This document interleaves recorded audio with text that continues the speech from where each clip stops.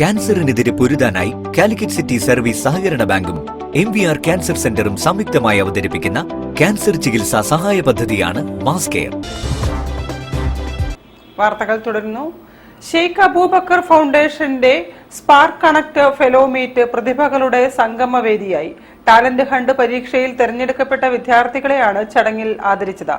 Kanthapuram AP Abubakar Musliyar അനുഗ്രഹ പ്രഭാഷണം നടത്തി. ഷെയ്ഖ് അബൂബക്കർ ഫൗണ്ടേഷൻ നടത്തിയ ടാലന്റ് ഹണ്ട് പരീക്ഷയിൽ തിരഞ്ഞെടുക്കപ്പെട്ട വിദ്യാർത്ഥികളെ ആദരിച്ച സ്പാർക്ക് കണക്ട് ഫെലോ മീറ്റ് പ്രതിഭകളുടെ സംഗമവേദിയായി.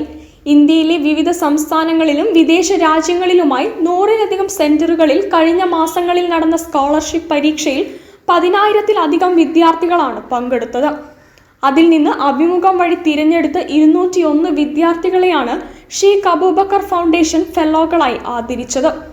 കേരളത്തിന് പുറത്തുള്ള സംസ്ഥാനങ്ങളിലെ വിദ്യാർത്ഥികൾക്കുള്ള പരിപാടികൾ വിവിധ സംസ്ഥാനങ്ങളിൽ സംഘടിപ്പിക്കും.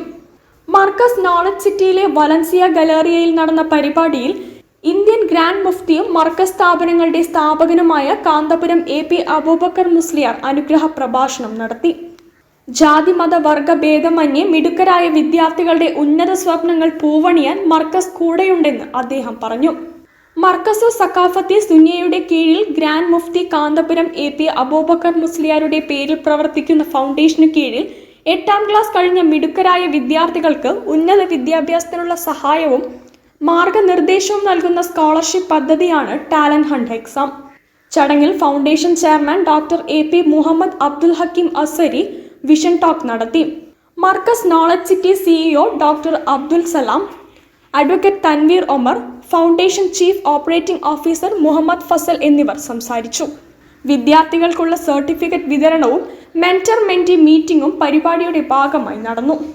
ഏറ്റവും കൂടുതൽ വിദ്യാർത്ഥികൾ പരീക്ഷ എഴുതുകയും തിരഞ്ഞെടുക്കപ്പെടുകയും ചെയ്ത കൊടിയത്തൂർ PTM HSSന് പ്രത്യേക ഉപഹാരം നൽകി. അധ്യാപകരും വിദ്യാർത്ഥികളും രക്ഷിതാക്കളും ഫൗണ്ടേഷൻ ഭാരവാഹികളും സംഗമത്തിൽ സംബന്ധിച്ചു. News bureau, Kozhikode. നിത്യജീവിതത്തിൽ വായന വ്യായാമമാക്കണമെന്ന് മന്ത്രി PA മുഹമ്മദ് റിയാസ്.